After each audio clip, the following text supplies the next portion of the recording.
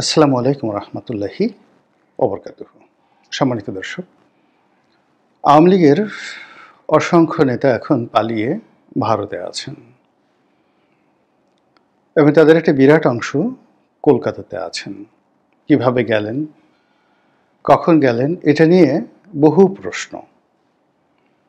এবং কলকাতাতে যারা রয়েছেন তারা আওয়ামী লীগের রাজনীতিতে একটা সময় খুবই, যাকে বলা হয়, প্রভাবশালী ছিলেন এবং আগে জানা না গেলেও অনেকের বিরুদ্ধে সীমাহীন দুর্নীতির অভিযোগ এখন সামনে চলে আসছে।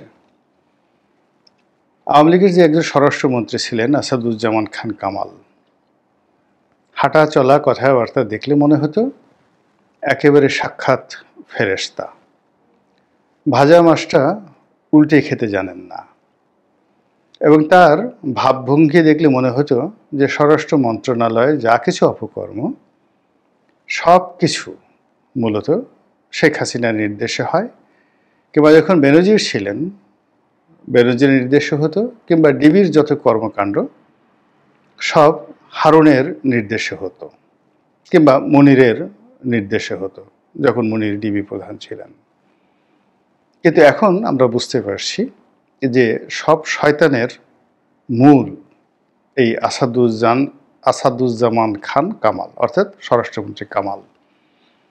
এখন কামাল শুধু যে এই বাহিনীটিকে কলঙ্কিত করেছেন, পাপময় করেছেন তা নয়, তিনি তার নিজের জীবন, জীবিকা, ছেলে সন্তান, পরিবার পরিজন, আত্মীয় স্বজন, বন্ধু বান্ধব সবাইকে বিপদের মধ্যে ফেলে দিয়েছেন। দুই হাতে অর্থকড়ি লোপাট করেছেন। শুধুমাত্র কাউরান বাজার থেকে তিনি প্রতিদিন 1 কোটি টাকা চাঁদা আদায় করতেন। এইরকম খবর এখন লোকমুখে চাউর।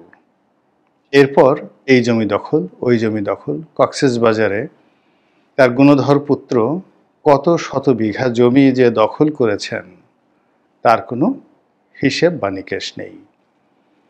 এখন এই কামালের, সাবেক স্বরাষ্ট্রমন্ত্রী বা পুলিশ মন্ত্রী কামালের একটি ছবি ভাইরাল হয়ে পড়েছে। তিনি কলকাতাতে আছেন এবং কলকাতাতে থাকা অবস্থায় তিনি আবার দাড়ি মুবারক রেখেছেন।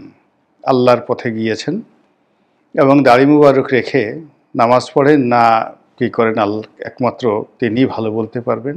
দাড়ি নিয়ে কথা বলাটাও আমি মনে করি যে শালীনতার পর্যায়ে পড়ে না।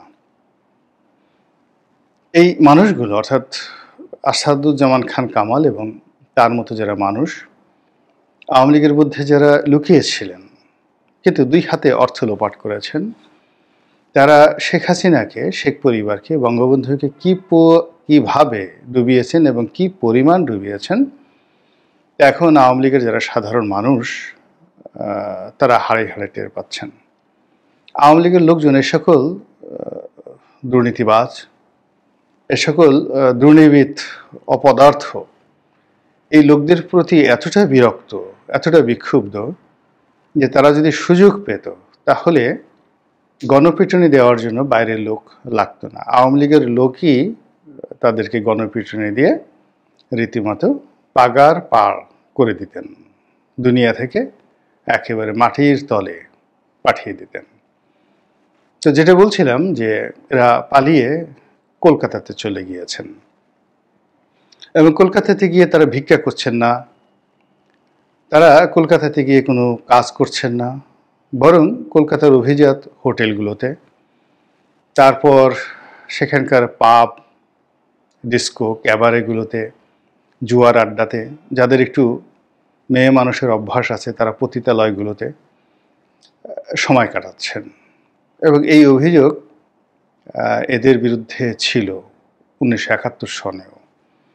তো যা হোক, তারা সেখানে আছেন এবং তাদের ছবি তুলতে গিয়ে যখন সাংবাদিকরা ক্যামেরা তাক করছিলেন, ঠিক সেই সময় তারা ভয় পেয়ে অনেকটা চোরের মতো সেখান থেকে পালিয়ে গিয়েছেন। আমরা যারা বাংলাদেশে আছি, আমরা এখন এই যে তাদের কলকাতায় পালিয়ে যাওয়া, এই বিষয়গুলো নিয়ে আলোচনা করতে পারি যে তারা লোকচক্ষুর অন্তরালে একেবারে শেষ পর্যায়ে আমাদের এই যারা এখন ক্ষমতায় রয়েছে তাদের কারোর মদদে তারা কি পালিয়ে গেলেন নাকি কৌশল করে পালালেন। তাই যদি হয় তাহলে যারা সীমান্ত দিয়ে অবৈধ পথে পালানোর চেষ্টা করেছেন তারা তো কেউ পারেননি, বেশিরভাগ তো ধরা পড়েছেন এবং সেখানে অনেকে খুব নির্মমভাবে হত্যাকাণ্ডের শিকার হয়েছেন। তাদের সর্বস্ব কিভাবে লুটপাট করা হয়েছে তার প্রমাণ আমরা বিচারপতি মানিকের যে করুণ পরিণতি তার থেকে দেখেছি। তো সেক্ষেত্রে বিপ্লব কোথায়, হারুন কোথায়, মেহেদি কোথায়, এরকম পুলিশের অন্তত 50 জন কুখ্যাত আওয়ামী ক্যাডার যারা মানুষের জীবনকে অতিষ্ঠ করে ফেলেছিল তারা কি বাংলাদেশে আছে না তারাও এই কলকাতাতে গিয়ে আছে সংঘবদ্ধভাবে। তো দ্বিতীয়ত যারা রাজনৈতিক ব্যক্তিত্ব ইতিমধ্যে আমরা জানতে পেরেছি শামীম ওসমান এবং তার পরিবার, শেখ পরিবারের অনেক সদস্য এবং তাদের পরিবার পরিজন অর্থাৎ স্ত্রী পুত্র কন্যা সহ অনেকেই নিরাপদ এবং নিশ্চিন্তে ভারতে গিয়েছেন এবং ভারতে তাদেরকে থাকতে হবে, পালাতে হবে। এই জিনিসগুলো তারা সেখানে আগেই আয়োজন করে রেখেছিলেন। অনেকের বাড়ি আছে, অনেকের গাড়ি আছে, তারপর সেখানে ব্যাংক ব্যালেন্স আছে, অনেকের বিকল্প পাসপোর্ট আছে, অনেকের ভিসা আছে। আর ভিসা পাসপোর্ট ছাড়াও যেহেতু ভারত তাদের দাদার বাড়ি, অনেকের বাবার বাড়ির মতোই, শ্বশুর বাড়ির মতোই, তো ভারতে তারা সব কিছু সুন্দরভাবে তারা সেখানে সংরক্ষণ করে রেখেছে। ফলে কি হলো, এই বাংলাদেশের মানুষকে দুর্ভোগ দুর্দশায় ফেলে নিরীহ আওয়ামী লীগ নেতাকর্মীদেরকে দুরূহ অবস্থার মধ্যে ফেলে কলকাতায় গিয়ে তাদের বৃত্ত এবং বিলাসে মত্ত হতে তাদের বিবেকে বাধে না। তারা সেখানে আরামে আছেন, আয়েসে আছেন। কাজেই এই জিনিসগুলো চলতে দেয়া যায় না। চলতে দেয়া যায় না এই কারণে যে এরা এক একটা গোখরা সাপের মতো, বিষধর গোখরা সাপ, কালনাগিনীর মতো। তাদের হাতে অর্থ আছে, বিত্ত আছে, ক্ষমতা আছে এবং তাদের অনেক ক্যাডার বাংলাদেশে আছে। তারা কলকাতা থেকে যদি কোনো নির্দেশ দেয়, এই ঢাকা শহরে আগুন লাগানোর মতো অসংখ্য দুর্বৃত্ত রয়েছে এবং তাদের হাতে এত টাকা, অঢেল টাকা, এবং তারা যেটা পাচার করেছে প্রায় 12 লক্ষ কোটি টাকা। আবার বলছি, প্রায় 12 লক্ষ কোটি টাকা তারা বিশ্বের বিভিন্ন দেশে পাচার করেছে। তো 12 লক্ষ কোটি টাকা লাগবে না, মোটামুটি 200-300 কোটি টাকা যদি এই দুর্বৃত্তরা খরচ করে, তাহলে বাংলাদেশের পাটের গুদামগুলোতে আগুন লাগানো, মার্কেটগুলোতে আগুন লাগানো, বাস গাড়িতে আগুন লাগানো, পেট্রোল বোমা মেরে আগুন সন্ত্রাস তৈরি করা এদের জন্য কোনো বিষয় নয়। তো কাজেই তাদেরকে একেবারে ভোলে ভালে সাধারণ মানুষ মনে করা, তাদেরকে কোনো বিষয়ে ছাড় দেওয়া, এটি মনে করি আমাদের জন্য সবচেয়ে বড় একটা দুর্ভাগ্যের বিষয় হবে এবং আমাদের জন্য সবচেয়ে কলঙ্কের একটি বিষয় হবে। তো কোনো অবস্থাতেই যারা বর্তমান ক্ষমতায় আছেন তারা যদি ক্ষমতায় থাকতে চান, কিংবা যারা আগামীতে ক্ষমতায় আসতে চান, তারা যদি ক্ষমতার পথকে নিষ্কণ্ঠ করতে চান, এমনকি আওয়ামী লীগ যারা করতে চান, রাজনীতি, আওয়ামী লীগের রাজনীতি যারা করতে চান, তাদের সবাইকে এ সকল দুর্বৃত্তের বিরুদ্ধে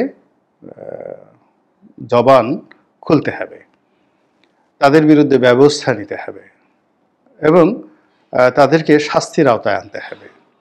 যে কোনো মূল্যে তাদেরকে ওই দেশ থেকে বাংলাদেশে আনতে হবে এবং বিচারের মুখোমুখি করতে হবে।